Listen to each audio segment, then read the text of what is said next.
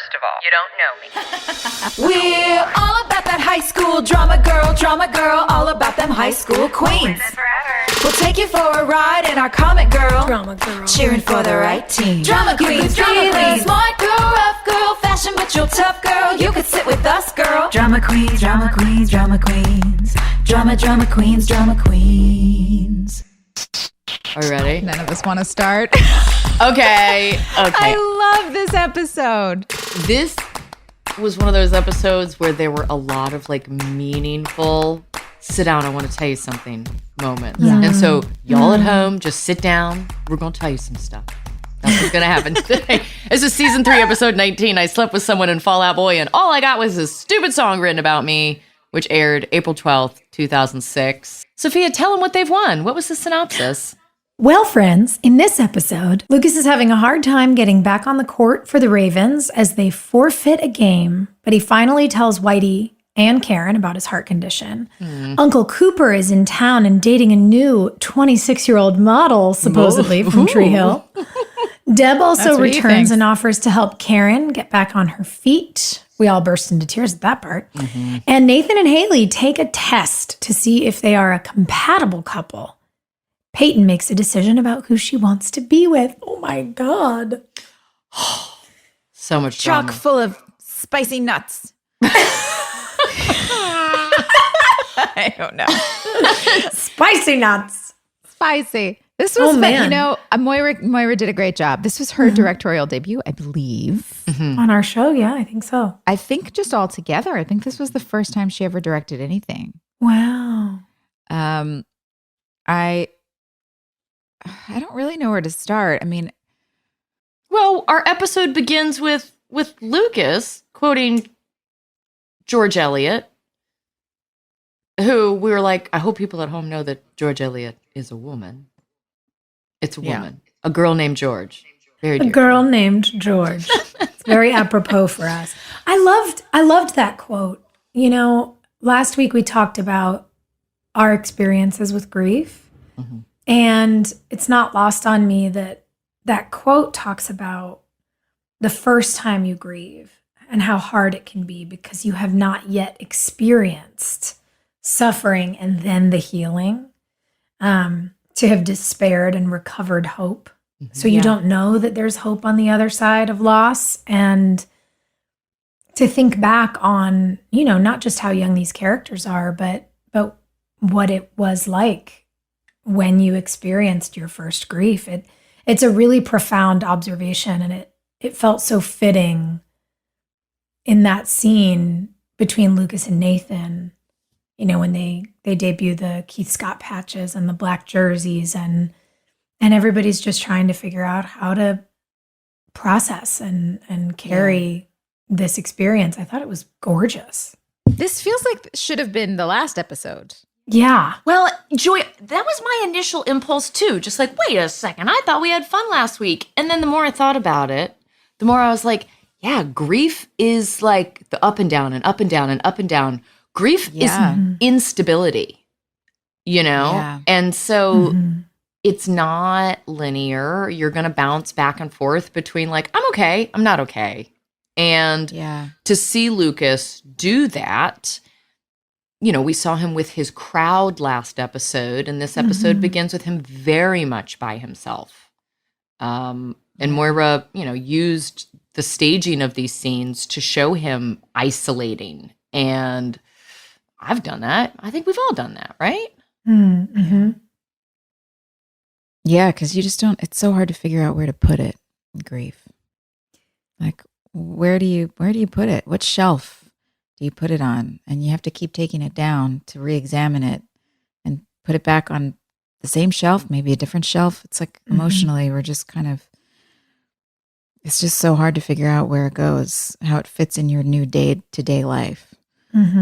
So I think we see some of that in this episode. I love that his reaction was, I respect this game. I respect all of you. Tell me why it matters right now. Like, Yeah. I went through a point last year where everybody was dropping dead around me and nothing mattered. Like, and I would have to fake it I would have to be like, no, this job is important, or this thing that I have to do is important, or going to this meeting is important. And it was all pretend because your brain is just like, what the fuck are we doing? So I think it's important when we do heavy subject matter on our show and we're modeling grief for the audience at home that's also trying to figure out how to do it. That's an important question. Like, why do these things matter? Mm-hmm. Yeah. And when you're in it, it is very hard to feel anything outside of it. You know, I remember having that feeling when I was in college. My mom got sick. Yeah. And suddenly it was time to take midterms. And I was taking theater classes and creative writing. And I was like, are you all fucking kidding? Mm-hmm. What is this, Matt? You want me to come to class and take a test? Like, everything felt so impossible to care about because one of the people I care about the most was in a period of an uncertain future. Mm-hmm. And when it kind of, I remember feeling like I'd been picked up and like dropped out of my reality and into a different one. You know, when you watch a nature show and like a giant bird picks up a fish and then drops it. You know, you're our outdoors woman, Sophia. I love that that's where you went. When I was fly fishing in Montana, I saw. Yeah, I was like, I felt like a fish that had been grabbed by an eagle and I was no longer in a river. I was dying in the rocks. Perfect description. Right? Yeah. Suddenly you're like, where? I don't know how to even get back to where I was. Like, where was I? Where am I now? And it does matter so much when you can't feel it. Mm-hmm. To have somebody look at you and say, let me tell you what is true, because you will come back to this, even if you can't be here now. And Whitey does that for Lucas. He serves as that tether to, I don't want to say the real world, but to the connected world. Mm-hmm. And I thought it was really beautiful, you know, to zoom out a little bit. Our show was amazing in a lot of ways, but we certainly failed in terms of accurately representing the diversity or experience of a place like North Carolina. Oh, dude, yeah. And it was gorgeous to have Whitey tell a story that felt so true. You know, Barry at his age, having lived through the civil rights movement and, you know, all of these big historical things that we often on the show would just ignore. Yeah. Our historical truths. To have him tell a story that is so representative of the fact that it is often sports, art, music that breaks barriers, that welcomes people in first, however imperfectly. You know, those are often the arenas where people have been welcomed first. And I was really happy to see that we did that. It was a conversation that did kind of feel out of the blue, but when we consider what was going on in North Carolina at the time we were filming this, there was... What was going on? Well, so in Wilmington specifically, during the civil rights movement, there were huge race riots in Wilmington in like the 60s, right? And there was a group called the Wilmington 10. They had tried to integrate the schools, and I would encourage anyone to do a deep dive on this history because it really is astounding. But Wilmington 10 sent to prison. They were accused of, you know, inciting violence and all these things. When really they were fighting for the freedom of their community. And while we were filming, the governor we had at the time, Bev Perdue, finally officially pardoned them. You know, they'd been living with like these felonies. And it was also the time period where the 1898 massacre was still being called like the race war. So that difference, it wasn't a race war. No, the language makes such a difference. The language makes a huge difference. And it was when the memorial for that was going up in Wilmington. So while we were filming our show, it was the first time Wilmington was really kind of reckoning with their own history. And we were surrounded by that. And it was very new. And everyone was very kind of trepidatious about like, what's the new language? What do we say? How do we acknowledge this? You know, because it is hard to call your parents or your grandparents or just the generations before you on the carpet and be like, hey, you guys fucked up. Yeah. But it's an important thing to do. And so we were living in Wilmington during a really interesting time in their history. So this conversation feels very, relevant. If anyone hasn't been on the Wilmington in Color tour, there's an amazing tour that takes you all over Wilmington on a bus and shows you all these amazing historic sites that were ignored right up until when we were shooting our show and people started finally paying attention. That's great. I didn't know they were doing that. Yeah, it's really cool. I love that. Will you guys recount a little bit about that conversation that Whitey has with Lucas? Not just for our listeners, but also for me a bit, because I went downstairs to make a cup of coffee and I had somebody in the house who was talking to me and I was trying to listen to the episode, but also, and I really want to be a part of the conversation that we're having, but I missed it. So, Whitey, when Lucas says, tell me why this game is important, tells the story of how he got his nickname and talks about being a young boy on a high school team that was called the best team in town, but they knew there was a better team. And it's the team whose gym they're playing in, that faded logo of the Monarchs. Yeah. As the story goes, the Monarchs were, in Tree Hill, lore per our writers, the black basketball team.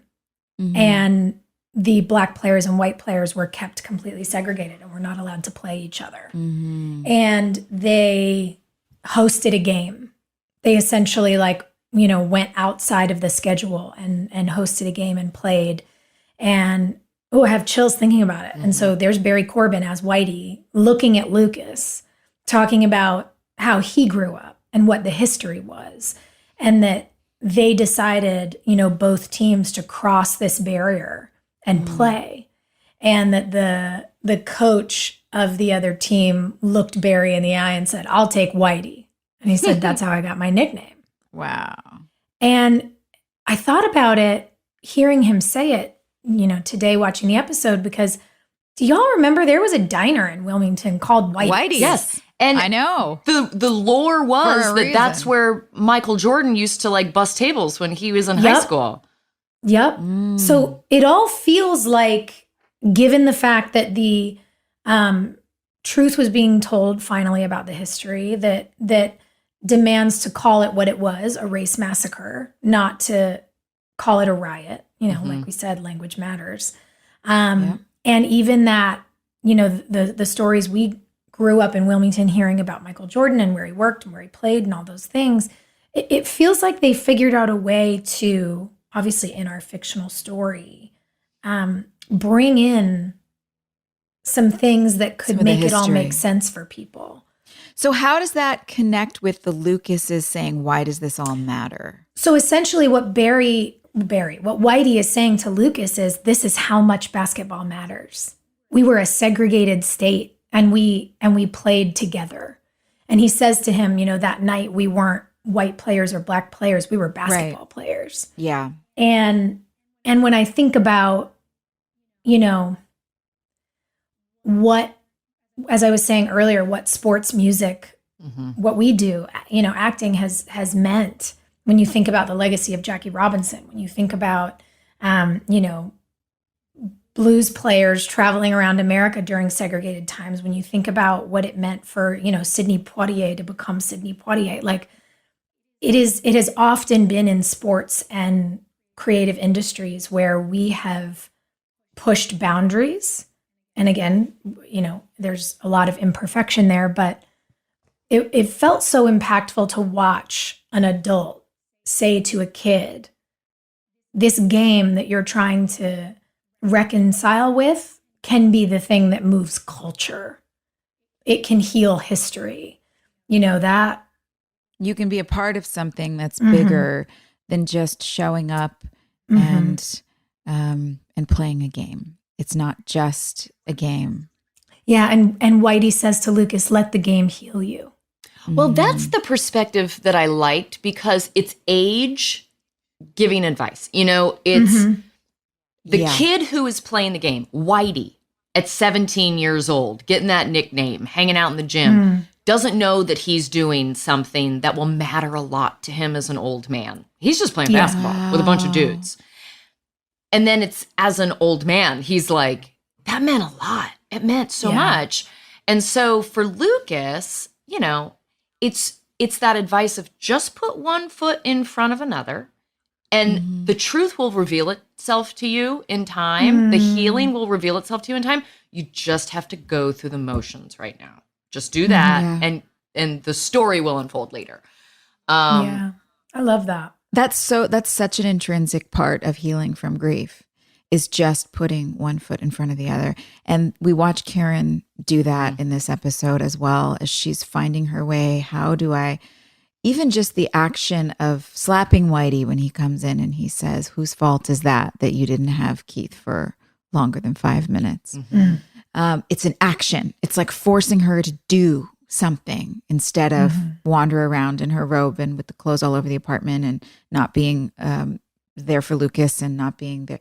And I'm not trying to shame Karen's character in any way, but that behavior is very normal for grief. Probably super necessary, actually. But at some point, you have to step out of it. Yeah. And I love that he gets to be that voice of reason and love and uplifting and just like, I'm going to force you out of your comfort zone because you have to just keep moving. And he wouldn't have known that if he hadn't had the life experience of doing that when he was a young man. And isn't it funny how the things that we do when we're young that seem like the hardest choices that we have to make, the things that we do that we think this is impossible. And then years later, it actually ends up being something that has the most impact on other people in our lives and communities because we were able to trailblaze in one area or another. I mean, I've had people in my life who went through things in their youth that trailblazed for me. So it's a huge blessing to be able to have the weight of grief and carry yourself and other people through that. Karen saying, I'm going to need some help. Oh, dude, that was the one that got me. That was instant I'm going to cry right now. You're just repeating it. Dude, I felt it in my bones. And them looking at each other, that moment, those two women seeing each other, I'm going to need a lot of help. Good, you're going to get it. Oh. Yeah. Oh. Yeah. It reminded me of running into the both of your arms after Willie Garson died, because it was just a couple days after that we did our Drama Queens live stream, and Soph had brought me flowers and Joy had brought me honey, and like, you know, it's difficult for me to admit that I need help. And so I love seeing that female friendship in our show. I love it. It matters. It matters that we help other women value that. There's so many opportunities to be combative. We see it with Brooke and Rachel in this episode. And so to see the good, soft stuff is so important. Go hug your girlfriends. Yeah. Well, and I think it's also, it's modeling that learning, you know, because something the three of us have in common is we really like to help the people we love, and we're all not great at asking for help for ourselves. Never. Ever. Oh my gosh. I like that our love language is, I know you're not going to ask me for this, but here's the, you know, whether it's a coffee or flowers or a random hour text message or whatever, like, and it's those acts of love that I think have allowed us to become the friends who can look at each other and say, I do need this.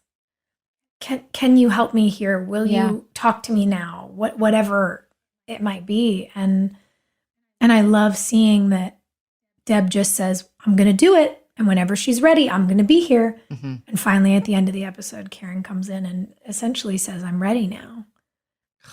That is a whole love language. It's clear that Deb just got through like her boozy therapy or whatever she's been doing because she understands Her skin like is glowing. she looks fantastic. She looks amazing. But she also knows like you can scream at me. I'm not going anywhere. Yeah. Mhm. Mhm. Yeah. It's hard. It's so hard to ask for help. Even in grief, when it's like, of course, it's the most obvious, or in injury. Guys, I just I fell through a hole. What? I met. It's a long story, but I really jacked up my foot. It looks like I put my foot through a garbage disposal. Wait. Like it's all sliced up Where did you fall through a hole? in my house. It's Maybe. Joy. Do we need to piggyback you around your house? Listen, my point is, Oh no. I've really messed up my foot, and I had to travel 3 airports in 2 days. 2 days afterward, and it was really deep cuts, like the kind of cut that like when like on a medical show when they slice open, you can like open up the skin and see down into the muscle. It was like deep, but I should have gotten stitches, but I didn't because it was 8:00 at night, and I was like, I'm not like I don't want to ask for help. I'm fine. Put a Band-Aid on it. Duct tape. I'm fine. Yeah, give me some super glue. I'm fine. And it was healing, but gingerly. And so I had to travel through these 3 airports with assistance. And it was really hard for me to just like, I just want to do things myself. I don't want to inconvenience anyone. I don't want anybody to feel like I'm, I don't know. It's a pride thing. Like I want to prove that I can do things myself all the time. Like, what is that? Well, Why do it's we a, do it's a that? girl thing, where it's It's a girl like, thing. It's a mom thing. don't I be a guess. baby. Don't be a sissy Yeah. girl. Be a tough girl. Maybe that's it.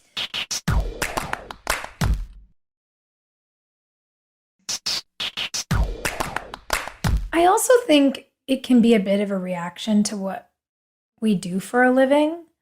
We show up where people tell us to when they tell us to. We say what they tell us to. We eat when they say we can. We pee when they tell us there's enough of a break to like make it all the way to the bathroom and all the way back. There is very little autonomy. Yeah.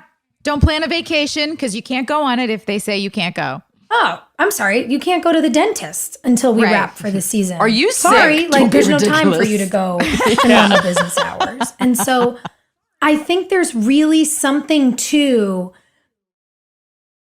that, especially for independent people like the 3 of us, to like, I can do it. I can do all of it. I got it. Don't touch it. Leave me alone. I'm fine. I think we crave being able to do things ourselves because so much of our work life is so far outside of our control. So it can make, I mean, you, I mean the interesting. collective you, but certainly me, hi, I'm raising my hand at this whatever anonymous meeting we're at. Like, I'm like, I got it, don't touch it. And sometimes people I love are like, are you okay? Why are you doing that? I'm like, I'm sorry. That is so interesting. So we've developed control issues because of the circumstance. I think our so. Job. That is so interesting because that makes me think of when I'm on set. How much actors hate a line reading. When anybody interferes, I've kind of gotten over it at this point. I'm like, yeah, just tell me how you want me to say it. Like, I just wanna don't go mind. home. Yeah, whatever. I'll make it my own. Yeah, exactly. I just want to go home. Everybody wants to go home. Just tell me what to do. But especially when you're young and you're finding your way and your artist's voice, and you just want to. Yeah, when somebody else tells you how to, and I used to get so worked up about it. It was like, don't tell me where to stand. Don't tell me how to say it. I'm going to do it my way because it was the only space that I had to just be free. So I was very protective over my free spaces.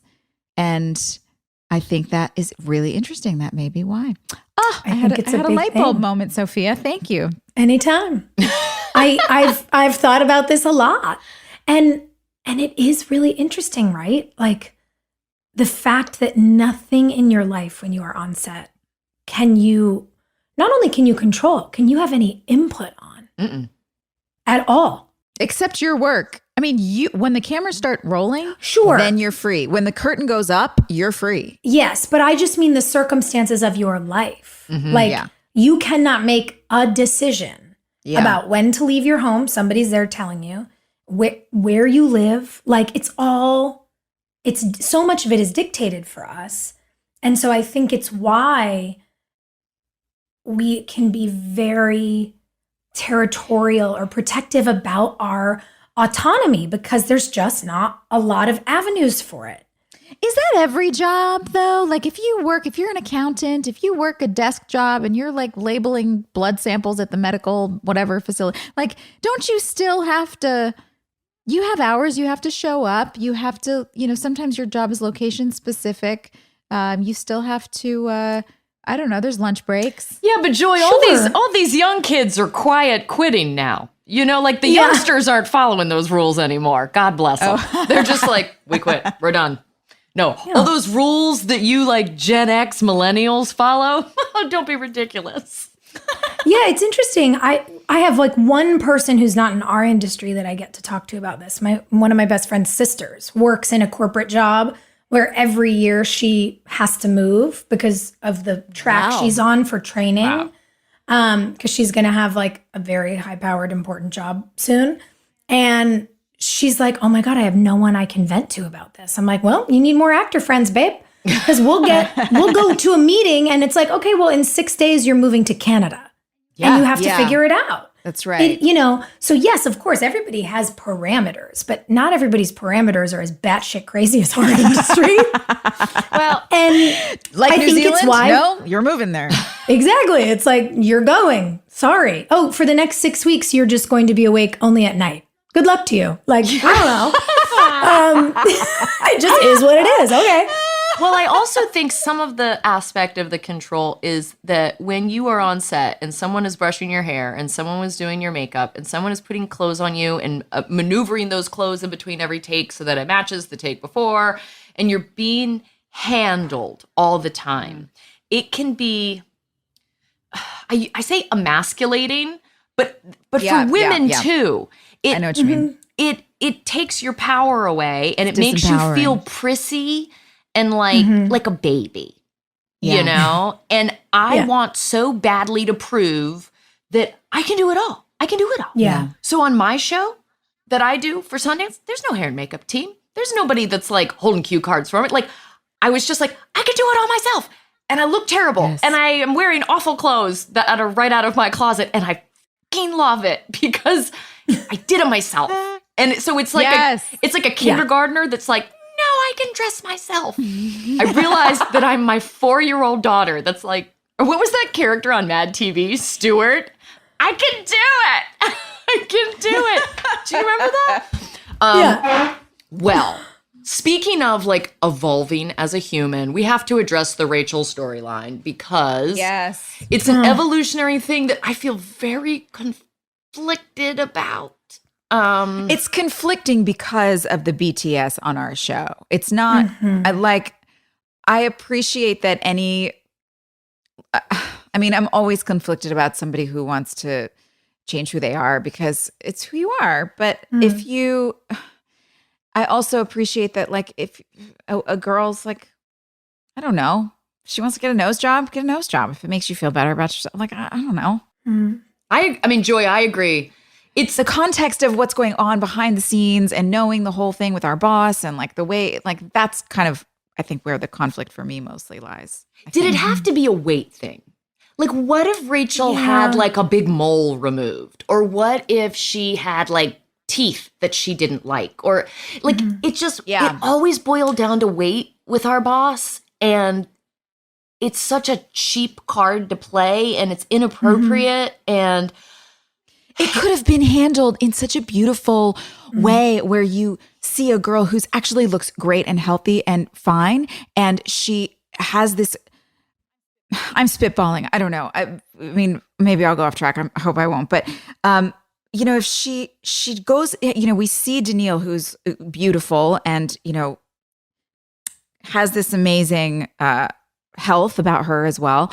But who talks about like, the way that I saw myself in the mirror, I went through all of this transformation. I went through so much pain because I didn't accept who I was. I didn't love who I was. And so I tried to love myself by changing myself in all these ways instead of just loving who I am.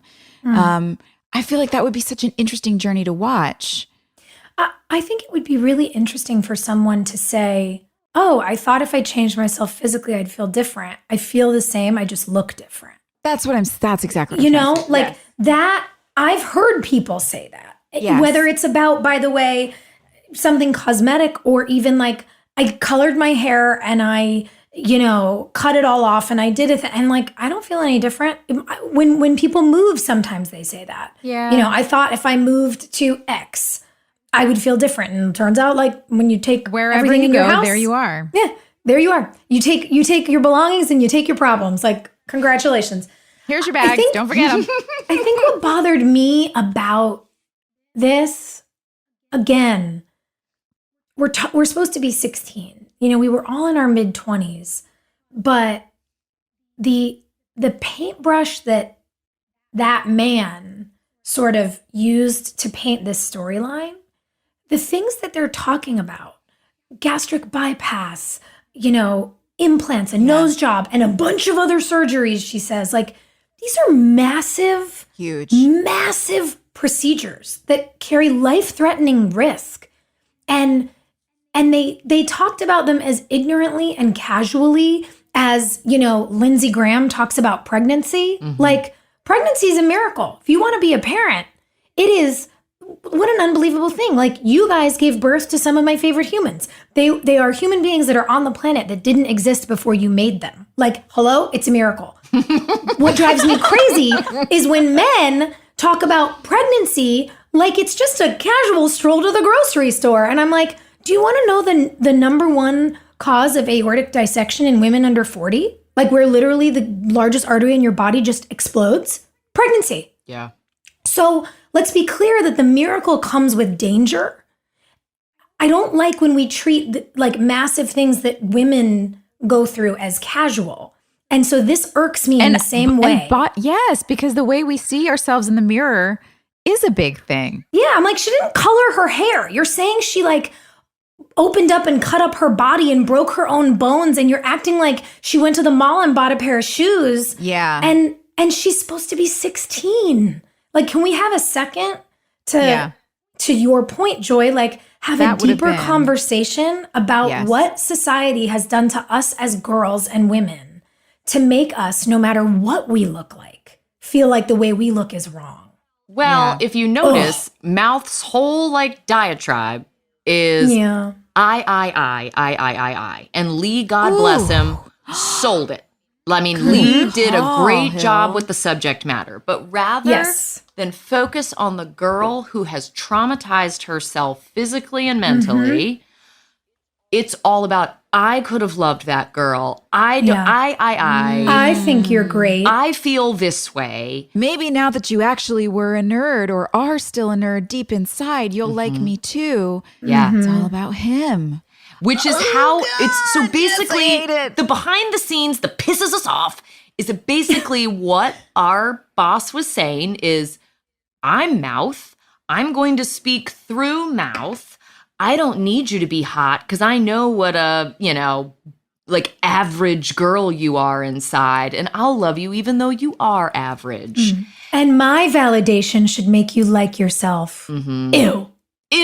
Ew, you guys, skin crawl. By the way, I would have thought an effective storyline was to see Rachel like not that different, but she thinks the picture's terrible. Like, oh my God, I can't. That's what I'm saying. You know? Yes. Like it's all in her head. That's what I'm saying. Because what you see, when you end up with an eating disorder, what you see in the mirror is completely different than what is actually there. It's totally warped. And that would have been interesting to see her mortified by an old photo that doesn't look that different. And to understand that that's what body dysmorphia is. Right. Oh my God. Where's the woman? Storyline. Where's the woman in the room? Yeah. God. Yeah. Well. Anyway, that said, I love watching like teen shows now because this dumb body stuff is just so different. Like I love how different it is for our kids. It's just a much different conversation. So bravo. Yeah, to the youngsters. It's great that it's a really an awareness conversation for girls now too. That I think when we were younger, it was easy it was like, oh, don't eat that, you'll get fat. It was just said and nobody, you know what I mean? And you're like, oh, okay. And we were reading all those teen magazines and it was all about the language. Again, the language was just so unhelpful. It was very black and white. I mean, it was just yeah. And, very black and of white. course there's a concern. And I have my own child and we've gone through our own journey of trying to figure out the healthy ways to eat. And, Hill, I know you've got healthy ways to eat and things going on in your house too with your kids. And for girls, because I'm raising a girl, it's become really important that those conversations, especially during the pandemic, we're all sitting around. We were sitting around and getting fat. It was happening. There was like extra fat on our bodies that we didn't need and that was killing our energy. And to be able to like communicate to her, let's get strong, let's get healthy, let's have more energy. It has nothing to do with whether you look at what you look like. It has to do with how you feel and how your energy is on the inside. And I think it's also, I can't imagine what it would have been like to be in the moment we're in now when we were making our show, where it's like, also, what is your body? Because bodies are built different. That's right. Like, it's something that I actually think is very cool. She's a supermodel, but Emily Ratajkowski talks a lot about this, about what people think of her body and the way people think they own her body because her body is part of her work. Yeah. And she, I read this thing where she talked about how she casts for her swimwear campaigns. And she's like, no, I know what my body is. It's part of my job. Also, I was just born like this. But she casts women and like there'll be women with 10 drastically different body types, like thin women and big women and they're all wearing the same bikini. And I'm like, thank you. Yes. Because all we were ever shown. Yeah, all we were ever shown was like the Roxy Kate models. Kate Moss. Like it was one kind of body. And now it's like, no, if you want to wear this bathing suit, put it on your body, and then it's a bathing suit for your body. You're welcome. Right. Yes. I love that we're finally, and look, I'm not going to pretend the beauty industry isn't like a toxic mess, but I just love that we're finally seeing people just be who they are. Yeah. We've managed, in my house, through that period of suddenly becoming aware of our health, how food affects our body and our energy levels and our strength, we've managed to sidestep the whole body dysmorphia issue that we were just talking about, where she just has no awareness of it. She's just like happy and chill and like, when we talk about eating, she's like, I don't really want those carbs. And I'm like, why? She's like, cause they slow me down. I don't feel good when I eat them. I want them in the morning. I want a good fat. Like, give me an avocado. It's because it's all about the ingredients, the health, the energy. It's not about what I look like. Well, at and all you for want her. those first conversations to be with you and not some kid at school. Because not a I'm magazine. dealing Gus's friends. For whatever reason, I have become a mom that other children text. And I take it, I'm the mom, like Jeffrey and I are both getting text messages from Gus's friends at like odd hours. Really? And I love it. But it makes me nervous because I'm like, am I giving good advice to these kids? And I found out that there's a pack of girls at Gus's school who count their calories at lunch. And if you eat more than like 100 calories, like it's like this whole thing. And so I've got to come in there and be like, some moms are really tender with it. And they're like, hey, this is bad. This is, we don't do this. And I am more of a hammer. And I'm just like, that's bullshit. I don't like it. You tell the other girls I said it's bullshit. Like, I don't know how to handle it necessarily other than to be like angry about it. But it's happening right now with our kids. And you want their first conversations about that to be with a grown-up that they trust. Rachel having to talk about it with mouth and make light of it so as to kind of be like, it's fine. I like myself. This is who I am. I didn't like that he kept being like, you don't like yourself. You don't like yourself. I know you don't like yourself. I see through you. Yeah. That bugged me.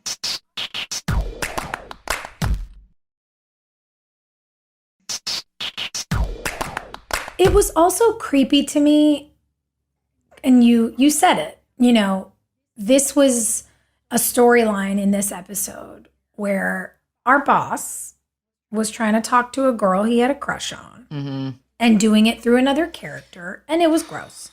And it was a heavy episode for that influence because he also cast himself as Pete Wentz's manager to talk to you on the phone. Yeah. So Hearing weird. his voice, like, you guys, I started sweating. Yeah. I got like nauseous.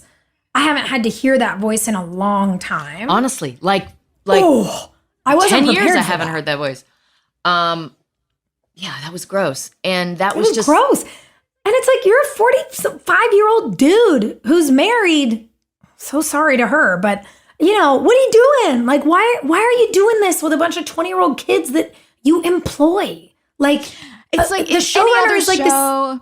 this. Yeah. It's like, What is this? but any other show, it's fine. It's creators do make cameos all the time in shows. It's not a big deal. It's just the When they're context for liked. us. Right. Sorry, It's maybe I just- said the quiet part out loud.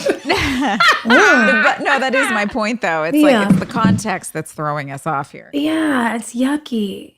it does not hold Well, up. What else happened in this episode? Hold on, I'm trying to think, because Moira did such a nice job directing. I loved that scene in the gym where the slow-mo stuff was so Slow-mo nice. game. Slow-mo basketball, who knew? It was Beautiful. gorgeous. In that old gym, it was so vintage looking and just And magical. like that beautiful shot. She did this amazing shot of Nathan coming down the court to make that basket. And then yeah. it cut to Lucas walking out of the gym, but they were basically walking the same path. But like Nathan was still on the court and Lucas was walking out, but they were in a line. That was beautiful. Very cool. That must have been so Yeah. hard to shoot. Like, yeah, to have those double doors open wide up and to be calling action on the inside and have Chad on the outside. And, I like choreography. the ambitious shots that Moira had. Yeah, me too. Well, and we had guys on the crew with like fishing line pulling those doors open. Yeah, Once Chad walked out of them, like they just kept opening, and like that was fully know. a nice little sneak. I also want to talk about Larry's dad moment. Oh, thank you. It was so good. You guys, literally, my post-it says Larry is the best dad. I love being parented. I love it so much. I forced myself to go get a facial the other day, and this older woman called me my darling and my sweet girl the whole time. And you guys, she had to wipe the tears out of my eyes because I was just like, okay, thank you. So this energy, this Larry energy, like I wish we'd had it all the time. Because the response of Peyton and Brooke is like perfect. We've seen these kids doing all this grown-up shit. We're going to bars. We're going to sun-kiss parties. We're drinking. We're, hooking up with rock stars, whatever. Yeah. Yeah. And then all of a sudden, we're kids again. It just brings it right back down to earth. And we And we're needed getting more his of it. List. Yeah, we're getting curfews and we're getting some instruction.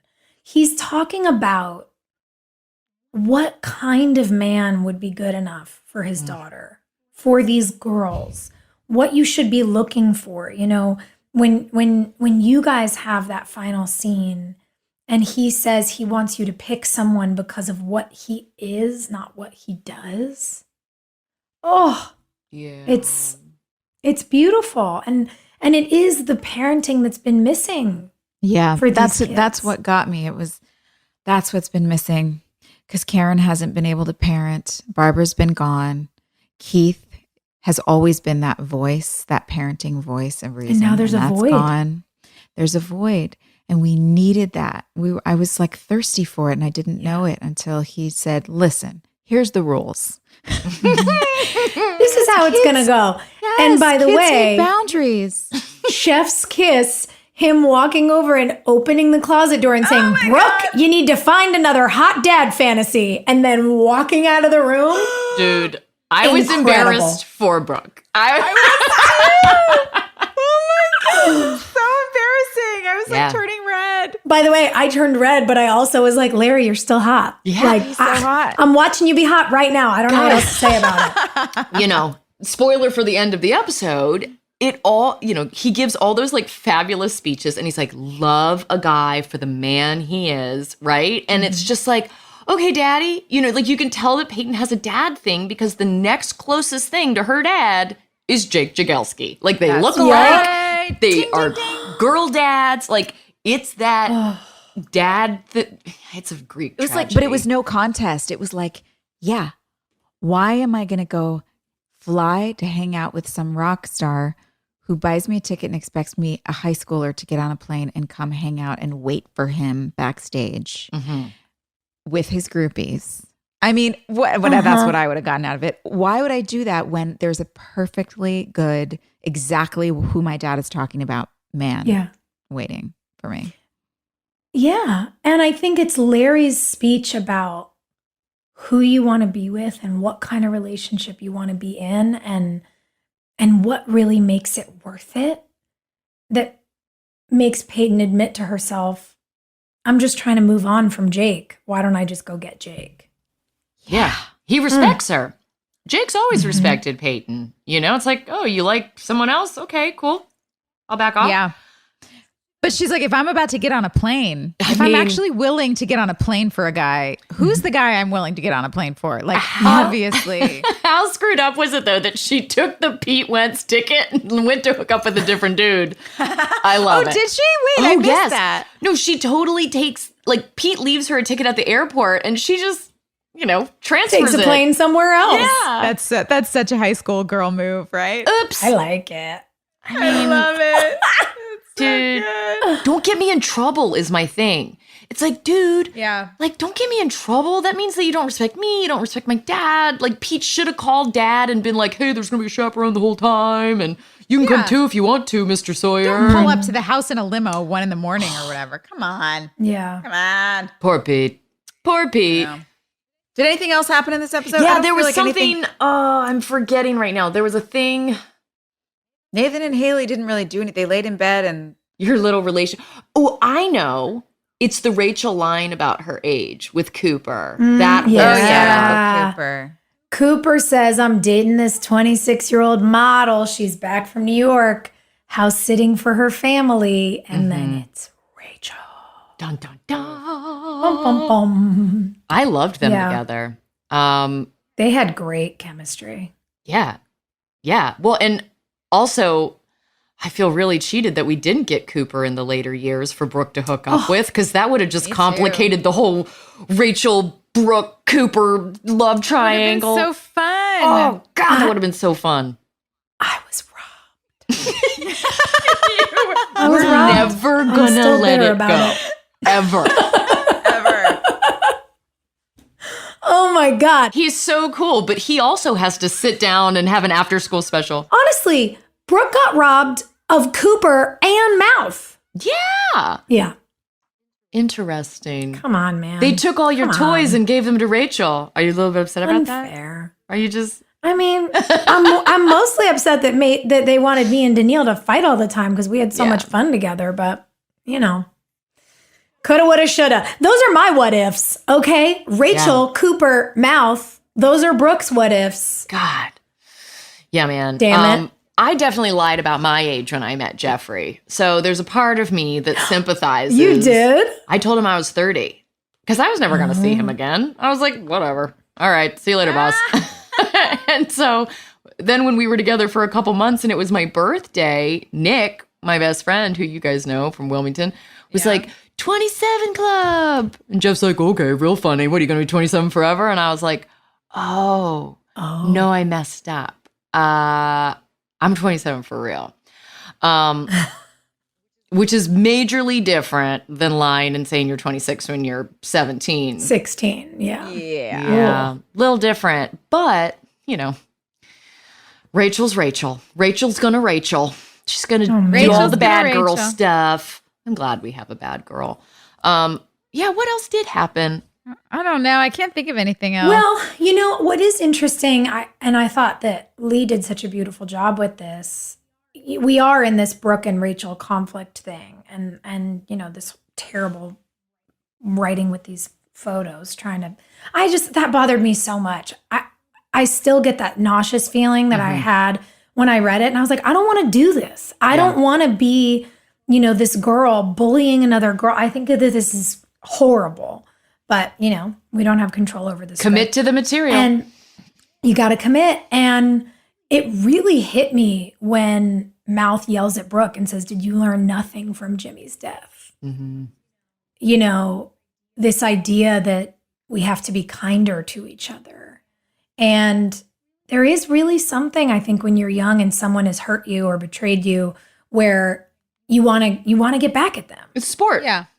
And for Mouth to say, like, we're supposed to have learned. I know she's done all this terrible shit to you. It doesn't matter. We're supposed to have learned to not be like this to each other. And, you know, I thought that was beautiful. And for as much as the writing he was given in those scenes with her was very flawed, it definitely makes it so sad when he shows up at her house at the end and Brooke's right. It just like, that hit me for Mouth. Brooke's definitely right. I mean, it was not lost on me that what was going on behind the scenes was, you know, Danielle had started dating her husband. Like this super hot dude that everyone had a crush on. And our boss was like, "Oh, I'll be the guy that brings you flowers and you'll reject me and everyone's going to be on my side. You're going to look like a real asshole for not picking me." And then we were like, no, that's not actually how it's going to go for you at her all. hot boyfriend. He's fabulous. Yeah. I know that you didn't like that Brooke went down that road for this episode, but I like it for Brooke for the sake of character consistency, that she lives out loud, she lives messy, and that's how we learn and grow. No one is perfect. You have to make those kinds of mistakes that are hard and embarrassing, and you look back on and you cringe. I mean, I have so many moments like that in my life, but I wouldn't have grown if I didn't make stupid mistakes and hurt people's feelings and like do dumb shit. Well, and if people who love you, important. It's like we all need the Mouth in our life. That's like, you're being an asshole. Yeah. You know? You're taking it too far. Yeah. Yeah. Because sometimes you need somebody to look at you and say, I get that you're in pain. That doesn't mean you should put your pain on other people. Mm-hmm. Yeah. And we need that. And yeah, Joy, you're right. I think some of the things that were so cringy to me that Brooke had to do were also really important for her to do, because it's not just that we need people to model good things for us. We need people to model bad things for us so that we don't do those things. Yeah, that's right. Especially people that we love. Yeah. Characters that we love, who we can see them have flaws just like us. So it's like, okay, I love her and she messes up. I can love myself because I mess up, but it's all right in the end, you know?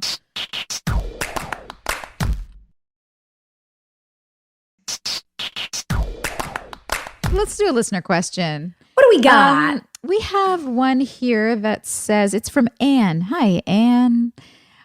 This is funny because I said this when it came on. I said, it's nice to hear Gavin's voice again. She asks, when you hear Gavin DeGraw's song, I Don't Want to Be, which wasn't what I was talking about in this episode, was a different song that he had. But anyway, she said, what is your relationship to the song? How do you feel when the song suddenly comes on the radio? Do you get emotional, happy, sad? I want to turn it off immediately.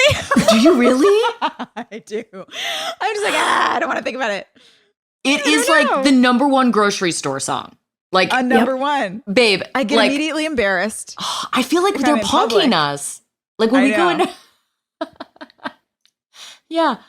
When it comes on, you're like, is this happening on purpose? What's going on? Who's up there? Who's up there in like the grocery store office looking through that two-way mirror? It's like the One Tree Hill cast members have landed. Play the song. No, listen. So I was driving Gus to school the other day, and there's that Pop 2K Sirius radio station. And they're talking about how they're going to start like playing soundtracks from the 2000s. And they list like 10 Things I Hate About You, and like, or from the like late 90s, 2000s. They're listing all these movies that I'm like,